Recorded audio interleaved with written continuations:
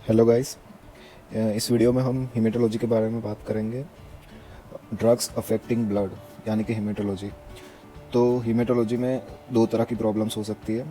सबसे पहले blood flow में अगर कोई प्रॉब्लम है, और दूसरा हो सकता है कि ब्लड सेल्स में प्रॉब्लम है। हम सबसे पहले बात करेंगे ड्रग्स अफेक्टिंग फ्लो। तो सबसे पहले हमें समझना होगा कि ब्लड फ्लो क्या है। तो ये है एक नॉर्मल ब्लड वेसल, और इसमें जा रहा है नॉर्मल ब्लड जिसके अंदर प्लेटलेट्स, आरबीसीज वगैरह सब नॉर्मल है, जा रहा है। और सपोज़ कि यहाँ पे कोई इंजरी हो जाती है, यहाँ से ब्लड बाहर आना शुरू हो जाता है। अब इसको रोकने के लिए हमारी बॉडी में थ्रोम्बस का मैकेनिज़्म है। उसके लिए सबसे पहले यहाँ पे प्लेटलेट एग्रीवेट होगी, यहाँ पे प्लेटलेट बन जाएगी। प्लेटलेट आके यहाँ पे चिपक जाएगी, मतलब स्टिक, और ब्लड को बाहर जाने से रोक लेगी।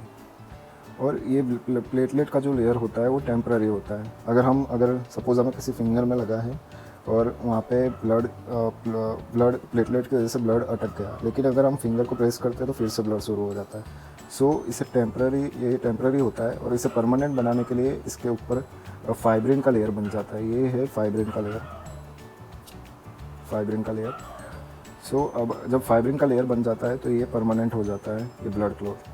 जब तक यहाँ का एंडोथेलियम लेयर सही नहीं होता, ठीक नहीं हो जाता, तब तक एक थ्रोम्बस रहना चाहिए। और जब ये लेयर ठीक हो जाता है तो हमारी बॉडी के अंदर प्लाज्मिनोजन होता है। प्लाज्मिनोजन एक्टिवेट करता है प्लाज्मिन को, और ये थ्रोम्बस को हटा देता है। प्लाज्मिन की मदद से ये थ्रोम्बस हट जाता है।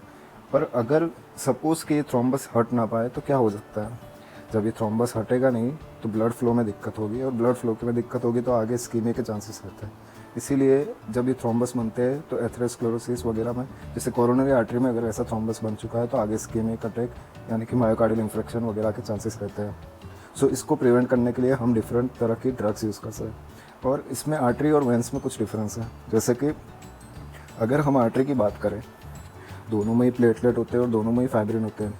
पर अगर हम इस डायग्राम को ध्यान से देखें तो यहाँ आर्टरी में प्लेटलेट्स ज़्यादा होते हैं और वेन के अंदर फाइब्रिन का लेवल ज़्यादा होता है।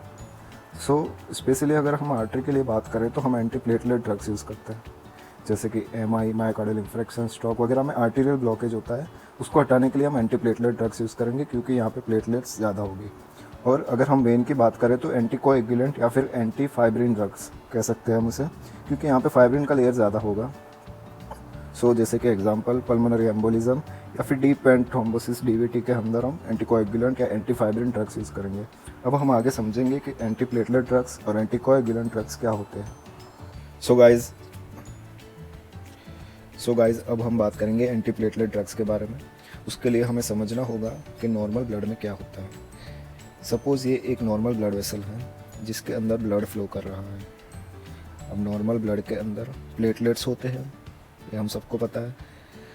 क्वेश्चन है कि जब नॉर्मल ब्लड फ्लो कर रहा है तब प्लेटलेट्स एग्रीवेट क्यों नहीं होती, जबकि प्लेटलेट्स का काम होता है कि जुड़ना, तो वो नॉर्मल ब्लड के अंदर जुड़ते क्यों नहीं है? क्योंकि उनके पास, अगर उन्हें जुड़ना हो तो उनके लिए उनके पास रिसेप्टर है, जिसको हम बोलते हैं ग्लाइकोप्रोटीन 2B/3 है। इसे हम एक फेविकॉल का डिब्बा कह सकते हैं, जो कि नॉर्मल ब्लड फ्लो होता है तब ये डिब्बा बंद होता है, यानी कि प्लेटलेट्स के अंदर होता है, यानी कि ये एक्सपोज नहीं हो पाता है। लेकिन जब इंजरी होती है, सपोज़ ये किसी वेसल के अंदर इंजरी हो गई, उसकी वजह से ये प्लेटलेट के ऊपर जो रिसेप्टर होता है ग्लाइकोप्रोटीन 2B/3 ये एक्सपोज होता है, यानी कि फेविकॉल का डिब्बा खुल जाता है। लेकिन इसे खोलने के लिए कुछ केमिकल्स की ज़रूरत होती है जो किसी इंजरी होने के बाद ब्लड के अंदर फ्लो होते हैं, जैसे कि थ्रोम्बोक्सिन A2, ADP, थ्रोम्बिन। ये कुछ केमिकल्स है जिनकी वजह से ये ग्लाइकोप्रोटीन 2B/3 एक्सपोज हो पाता है, जिसकी वजह से प्लेटलेट एग्रीवेट हो जाएगी और एक ब्लड क्लॉट बना सकती है। अगर हमें इस एक्टिविटी को रोकना है, यानी कि प्लेटलेट को एग्रीवेट होने से रोकना है, तो हमारे पास क्या ऑप्शन है? अगर हमें रोकना है तो हमारे पास सबसे पहला ऑप्शन है कि थ्रोम्बोक्सिन A2 को रोक दिया जाए, या फिर ADP को रोक दिया जाए, या फिर थ्रोम्बिन को रोक दिया जाए, या फिर इस फेविकॉल के डिब्बे को ही रोक दिया जाए एक्सपोज होने से। हमारे पास 4 तरह की दवाइयाँ अवेलेबल है,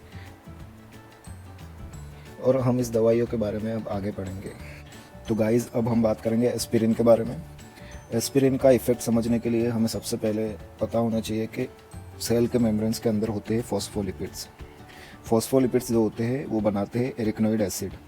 एरिकनोइड एसिड अगर कॉक्स की मदद से कन्वर्ट होता है तो वो बनाता है प्रोस्टाग्लैंडिन G2, जो कि बाद में कन्वर्ट हो जाता है प्रोस्टाग्लैंडिन H2।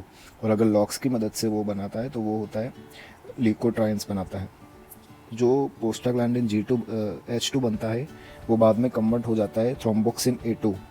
थ्रोम्बोक्सिन A2 हमने आगे बताया कि जो एक प्लेटलेट को एग्रीवेट करने में हेल्प करता है, और बनाता है प्रोस्टाग्लैंडिन I2 जो कि प्लेटलेट को एग्रीवेट होने से रोकता है, यानी कि इसका इफेक्ट एंटी एग्रीवेटिव होता है।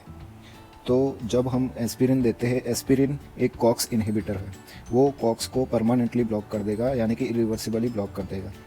तो जब कॉक्स ब्लॉक हो जाएगा, कॉक्स को अगर हम ब्लॉक कर दें तो इफेक्ट तो सेम ही होना चाहिए, क्योंकि प्लेटलेट एग्रीवेटिव फैक्टर भी कम हो गया और प्लेटलेट एंटी एग्रीवेटिव फैक्टर भी कम हो गया, जो कि इफेक्ट सेम होना चाहिए, जबकि ऐसा होता नहीं है। क्यों? क्योंकि प्लेटलेट्स जो होते हैं वो उसमें न्यूक्लियस नहीं होता। तो जब कॉक्स एक बार इनहिबिट हो जाता है तो प्लेटलेट्स उसको वापस नहीं बना सकता है, यानी कि वो परमानेंट ब्लॉक हो जाता है। जबकि एंडोथेलियम की अगर हम बात करें तो उसमें न्यूक्लियस होता है, तो वो कुछ घंटे के बाद फिर से प्लेटलेट्स के कॉक्स को बना देगा और PgI2 बना देगा, जो PgI2 वो एंटी एग्रीवेटिव इफेक्ट करेगा। सो इन कंक्लूजन एस्पिरिन की वजह से PgI2 बनता है और थ्रोम्बोक्सिन A2 ब्लॉक हो जाता है। तो इसकी वजह से इसका इफेक्ट होता है एंटी एग्रीवेटिव, यानी कि प्लेटलेट को एग्रीवेट होने से रोक देता है।